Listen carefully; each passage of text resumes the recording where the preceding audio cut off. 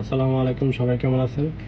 আমার ভিডিওটা একটু লম্বা হতে পারে, সবাই মনোযোগ দিয়ে কথাটা শুনবেন এবং আমার ভিডিওটা পারলে শেয়ার করবেন। আমাদের বর্তমান জমানার ইয়াং জেনারেশনদেরকে নিয়ে একটি কথা বলতে চাই। 15 থেকে 20 বছরের মধ্যে যারা আছে তাদেরকে নিয়ে, যে ভাই আমরা চিন্তা করি আমার বয়স যদি 15 থেকে 20 বছরের মধ্যে হয়ে যায়, ধরেন 16 17 বছর হইলে আমাদের বাপ মারাও চিন্তা করে বা আমরা নিজেরাও চিন্তা করি যে বিদেশ চলে যাবো। বিদেশ আইসা বলে কিন্তু শেষ না, বিদেশ আসার পরে মনে হয় যে দুনিয়াটা কিরকম, কারণ আমি কিচ্ছু জানি না। পূব পশ্চিম উত্তর দক্ষিণ কোনো কিছুই বুঝি না, কোনো একটা কাজ জানি না। আইসা এখানে আমাকে কি করতে হয়? লেবারগিরি করতে হয়। লেবারগিরি করলে আমার বেতন কত? সর্বোচ্চ 1000 থেকে 1200। কষ্টটা কি করতে হয়? যারা বিদেশে আছে তারা জানে বর্তমানে তাপমাত্রা আছে আপনার 40 43, আর জুন জুলাই মাসে থাকবে 50 থেকে 56। এই তাপমাত্রার মধ্যে যদি আপনি পুলিশ স্টেশনে কাজ করেন আর লেবারগিরি করেন, তাবুক টানেন, বালু টানেন, সিমেন্ট টানেন, তাহলে আপনার কি অবস্থা হবে আপনি চিন্তা করেন। আর যদি মিস্ত্রি বা কোনো কাজ জানেন, হয়তো কষ্ট করবেন ঠিক আছে, কিন্তু বেতনটা তার ডাবল পাইবেন। আপনি একজন লেবার থেকে মিস্ত্রির বেতন অবশ্যই সবসময় ডাবল থাকে, সম্মানটা অনেক ঊর্ধ্বে থাকে। অতএব আমি সবাইকে সাজেস্ট করবো, যারা ছেলে মেয়ে আছে, যার ছেলে মেয়ে আছে তাদেরকে কোনো না কোনো একটা কাজ শেখানো, লেখাপড়ার পাশাপাশি কোনো একটা কাজ শেখানোর জন্য।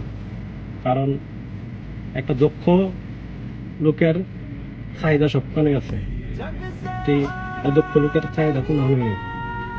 অতএব দেশের বোঝা না হইয়া দেশের সম্পদ হওয়ার চিন্তা করেন। আমি একটা ক্ষুদ্র গানের লোক, আমার মতো নিকৃষ্ট লোক এই পৃথিবীতে আর কেউ নাই। তবুও আমার নিজের বাস্তব অভিজ্ঞতা থেকে আপনাদের কাছে কিছু কথা শেয়ার করলাম, বাস্তব জীবন থেকে যতটুকু সম্ভব বলছি। আপনারা আপনাদের ছেলে মেয়েদেরকে কোনো না কোনো একটা কাজ শিখাইবেন এবং তাদেরকে দক্ষ নাগরিক হিসেবে বিদেশের বাইরে প্রেরণ করবেন। কারণ সে যাতে তার লাইফটা গড়ে তুলতে পারে সুন্দরভাবে, 10 বছর 20 বছর বিদেশ করে হাই হতাশ না করে, তাই তাকে একটা কাজ শেখার সুযোগ করে দিবেন। আপনি বাবা হিসেবে আপনার দায়িত্ব, আপনার ভাই হিসেবে আপনার দায়িত্ব, আপনার কাকা হিসেবে আপনার দায়িত্ব, আপনার বাতিদার একটা দায়িত্ব নিতে হবে, বুঝলেন না? তাই আমার কথাগুলা আপনাদের উদ্দেশ্যে বলছি। আপনারা সবাই চিন্তা করবেন কোনো না কোনো একটা কাজ শেখার জন্য। কারণ মার পেট থেকে যখন আমরা দুনিয়াতে আসি তখন থেকে আমাদেরকে যুদ্ধ করতে হবে। তো যুদ্ধ তো আমাদেরকে শিখতে হবে। যুদ্ধ না শিখে যদি যুদ্ধের মাঠে এসে নামি, তাহলে কিন্তু যুদ্ধ করতে পারবো না।